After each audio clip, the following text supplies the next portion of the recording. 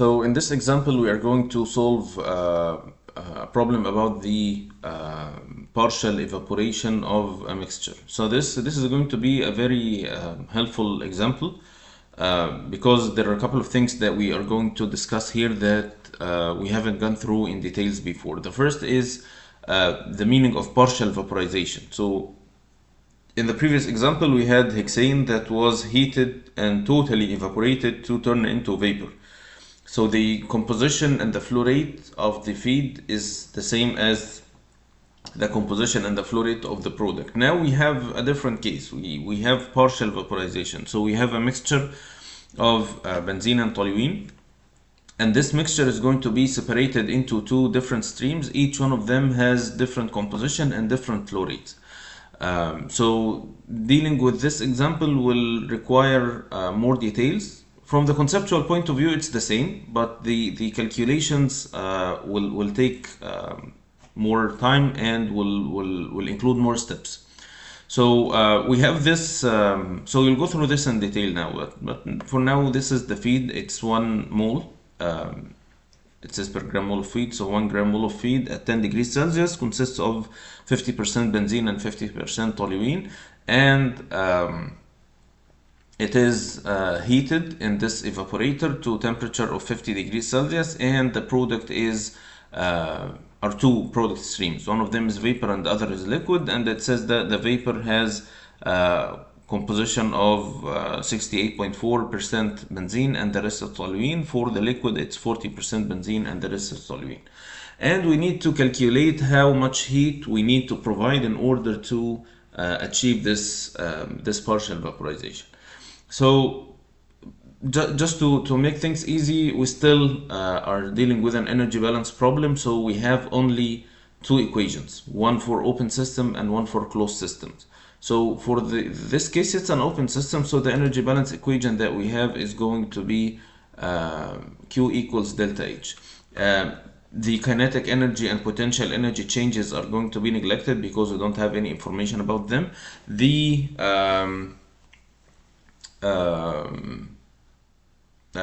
work, there's no work because it's just a heater, so we don't have any work in or out of the system. So equation equals delta H. Now comes the first point. For delta H, we have we used to say it's N or N dot multiplied by delta H hat, which is the enthalpy of the product stream minus enthalpy of the inlet stream. Now we have different flow rates and different enthalpies, different compositions. So and we have more than one component, so this will make the equation more complicated. So it's not going to be very complicated, it's just more detailed. So we will use the same equation, Q equals delta H, but delta H is going to be the output minus the input enthalpies. This is the meaning of delta. So it's the enthalpy of the output or outlet streams, which is enthalpy of the liquid stream plus enthalpy of the vapor stream minus the enthalpy of the feed stream. This is delta H. Now, when you come to the calculations, we are not able to calculate the total enthalpy. We are able to calculate the specific enthalpy. So we need to write this equation in terms of the specific enthalpies and the flow rates. And now we'll come to the next point. The liquid enthalpy and the vapor enthalpy and the feed enthalpy is not an enthalpy of a pure component.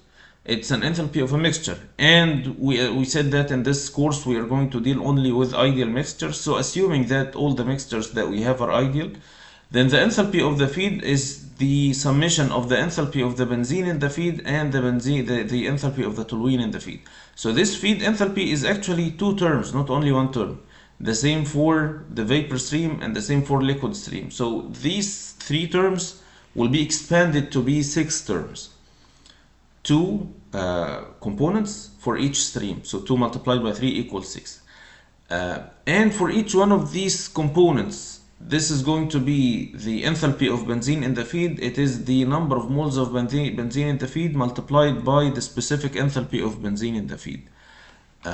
So that's why the equation is going to be a long equation. So just to understand what we have here, this term represents the enthalpy of benzene in the liquid stream, which is the number of moles multiplied by the specific enthalpy.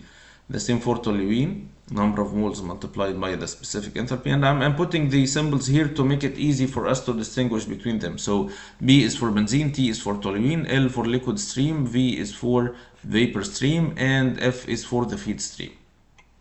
So by expanding these three terms, we get this long equation. So this equation contains 12 terms, 6 flow rates and or 6 number of moles and 6 enthalpies. So what we want to do now is to find the values of all these 12 terms in order to calculate Q. So this is the goal, and it's important to have this plan in mind before you start, so that you know what is needed to be done in order to calculate the heat. So in order to do this, we have to go with or break this into two parts: part related to the mass balance and part related to the energy balance. The number of moles are all mass balance terms, or mole balance terms. So this is something we can do by simple mole balance. We know the number of moles here, you know the composition, we know the composition in the the vapor stream, the composition in the liquid stream. So we just need to get these two flow rates of the vapor and liquid. And if we know the flow rate of the vapor and the stream and the liquid stream, we can know the flow rate of benzene in the vapor stream and the liquid stream, the flow rate of toluene, the vapor and liquid stream, which are these two terms and these two terms. So this is going to be a straightforward thing. We will do mole balance. We'll do the total mole balance and the component mole balance on benzene, for example. Then you have two components or two equations and two unknowns, and by using or solving these two equations together, we can get the flow rate of the liquid stream and the flow rate of the vapor stream. So it's very straightforward till now. So now, luckily, we are done with 6 out of the 12 terms, the 6 number of moles. Now we will go to the next point where we want to calculate the enthalpies. And to do this, the textbook has a very, very nice table that I like to use. This table is called the inlet-outlet enthalpy table. So it's, as you see here, we have each one of these rows represents one of the components at specific phase. So we have a row for liquid benzene, one for liquid toluene, one for vapor benzene, and one for vapor toluene. We have two big columns, one for inlet streams and one for outlet streams. And for the inlet streams, we have two subcolumns, one for number of moles and the other is for specific enthalpy, the same for outlet streams. So if you look at this table, you would see that this summarizes or includes all the terms that we had in the previous equation. So the equation had 6 flow rates, 6 number of moles and 6 enthalpies. So this is what we have here. So we can start to fill the table, and then we would see how this table would be helpful for us. So for the number of moles, we know the feed is 50% benzene and 50% toluene. So we have 0.5 moles and 0.5 moles in the liquid phase. We have no vapor feed, so there are no vapor benzene or toluene. For the number of moles, we can calculate them by multiplying the number of moles multiplied by the mole fraction. So it's going to be a straightforward thing. Now let's see about the enthalpies. To know what enthalpies we really need to calculate, we need to just look at this sentence here. Of course, for calculating enthalpies, we need a reference state, and to calculate and to know your reference state, or to set the reference state, it's going to be anything will work, but you have to be smart and pick a reference state that is easy to use. So or will make the calculations easy. So here we use the feed conditions to be the reference state. So if you use the feed conditions to be the reference state, then the reference state is benzene in the liquid phase at 10 degrees Celsius and toluene and the reference state at 10 degrees Celsius. So the enthalpy of the feed is going to be 0 because we know that the enthalpy at the reference state is 0. So we will put these as zeros. So doing this, we are done with 8 out of the 12 terms. The missing terms that we need to calculate in order to get delta H are the enthalpy of benzene in the liquid phase, the enthalpy of toluene in the liquid stream, the enthalpy of benzene in the vapor stream, and the enthalpy of toluene in the vapor stream. These two enthalpies and these two enthalpies of benzene and toluene. And if you look at the equation, you would see here that this equation is actually the sum of the multiplication of these two columns. So this multiplied by this is the first term, this multiplied by this is the second term, this multiplied by this is the third, this multiplied by this is the fourth, this multiplied by this is the fifth, this multiplied by this is the sixth. So it's very organized way of putting everything together. Now, given the reference state and the enthalpies that we have, we can cancel these two terms, or the value of these two terms would be 0. Of course, you have the freedom to pick any, again, about the reference state, you have the freedom to pick any reference state, but the important thing is to do the calculations well and to save time. So we said we use the feed conditions to be the reference state to make it easy for us.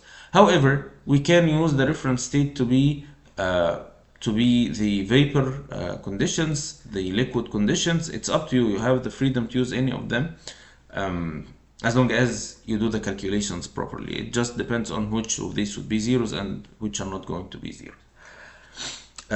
So now let's go for the next step, which is the enthalpy calculation. So to calculate the enthalpies, we need to construct the hypothetical path. So for the hypothetical path, it depends on the initial state and the final state. So the initial state is the reference state, and the final state is the conditions of each one of these four enthalpies. So for liquid benzene, or for the first one, we will go from benzene liquid at 10 degrees Celsius to vapor benzene, which is this, at 50 degrees Celsius. So the hypothetical path is going to be from liquid to vapor. Keep in mind that there is a phase change, and the phase change puts a very big constraint on the calculations that we are doing. I want to remind you with a very important thing here, which is in table B1. At the bottom of table B1, we said that the heat of vaporization is at T boiling and 1 atmosphere. Okay, so it's at the boiling point. This is the only value that we know for the latent heat of vaporization. So I have to make sure that the hypothetical path includes a segment for the latent heat of vaporization from the normal boiling point to the normal boiling point. This is the only shape of this segment that I can use. Any other shape is not possible with the given information. It's fine if you know the latent heat of vaporization of benzene at any other temperature, it's fine. But in this table, we have only one value for benzene, which is the one at the normal boiling point. Okay, so it has to be at 80.10 degrees Celsius. So that's why the path has to go as follows. It's going to be from liquid at 10 degrees Celsius to liquid at the normal boiling point, then from liquid at the normal boiling point to vapor at the normal boiling point, and then to vapor at 50 degrees Celsius. So this is 3 enthalpies. We have three steps. For benzene in the liquid phase, it's going to be a straightforward thing. It's benzene liquid at 10 degrees Celsius. It's going to be benzene liquid at 50 degrees Celsius. So it's only one change, which is the change in temperature. Toluene is going to follow the same procedure, that it's going to be from liquid to vapor. So I have to heat it to its normal boiling point, and then change the temperature, and then change the phase, and then change the temperature back to 50, and we will have one step for the liquid toluene. Once you are done with constructing this hypothetical path, you are almost, I would say, 80% done with all what you need to do in order to do the calculations. The rest is just the routine work of writing the equations, picking the data from the table, doing integration, substituting with the limits of integration, doing calculations. I'm not saying this is an easy or a quick thing. It takes time, but it's a routine step. This step that we see here for constructing the hypothetical path is the base on which the rest is going to be done. So you have to make sure that you are doing this correctly. So for, let's say we'll take the delta H of benzene, then I'll do the two benzene things, since we have already the table for benzene here. So there is everything that we need for benzene for liquid and vapor phase. So for the first step, it's a change in temperature, so it's going to be the integral of Cp dt, but for the liquid phase, so the liquid has only two constants. So this is the value for benzene. In the second step is going to be the latent heat, which is going to be just picking the number 30.765, and then finally for the last segment here, it's going to be the integral of Cp dt of vapor benzene from 80.1 to 50. So this is going to be negative in value. So this is what we got. Finally, for the last part here, which is the benzene from liquid to liquid, it's going to be the integral of Cp dt, so the sum of all these delta H is going to be the enthalpy of benzene, the vapor phase, which is 37.529. For the benzene, the liquid phase, which is delta H4, is going to be the integral of Cp dt from 10 to 50. So it's a straightforward thing. Again, for toluene, we are going to follow the same thing, but just the temperature, of course, the boiling point is going to be 110.62, and the latent heat is going to be of vaporization 33.47. And at the end of the day, the calculations are the same, so there is nothing here that is going to be different from before. Again, as I told you, it's just routine steps, so I'm not going to waste time going through the steps because it's just something that you can do by yourself. Finally, we will have the final equation where we have everything together now. We have all the flow rates and the compositions in and out. So if you look at this equation, it's going to be this multiplied by this, plus this multiplied by this, plus this multiplied by this, plus this multiplied by this, minus 0, because it's 0.5 times 0 plus 0.5 plus, multiplied by 0. So this is going to be the amount of heat that needs to be supplied. So this is all for this question. We have one more problem to solve, which is going to be the topic of next video, inshallah. So I'll see you then.